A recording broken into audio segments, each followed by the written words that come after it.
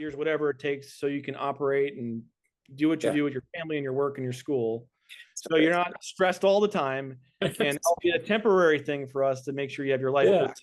But in the meantime, I'm working on curing the big problem. And I think for me, which was fascinating, was how quickly we identified it, diagnosed it, I think, right? And how quickly we were able to fix it. I'm thinking this could take still a few years, right? This still could take a long term, and sometimes it might, right, for some folks. But I was very fortunate that it didn't. And so now we're in a much better place where I don't have to have those prescription drugs, and now I can move forward and work on other things.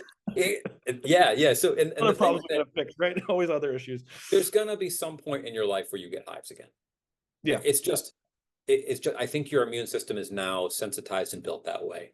I hope it's never, but we can always go back to what worked to get you back here, right? So maybe 2 years from now, we're not using binders, you're slacking off on the diet, right? And you're stressed out of your mind from work, and you hadn't been on prednisone for 2 years. Let's say you start getting a couple hives again. We haven't actually talked about this. Here's a free consult, right?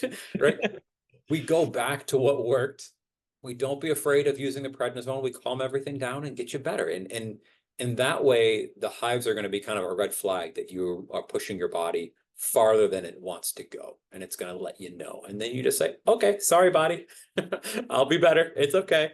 Just give it and I will say, like, when I'm sick, hives will come back. The immune system's probably down. That did happen. Yeah. It happens when you get sick. Right after Christmas. You were traveling and you got a nasty virus, and everything went back up.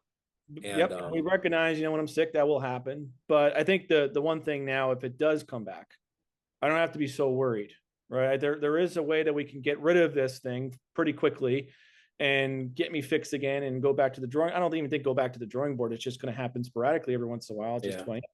But I'm okay now with that.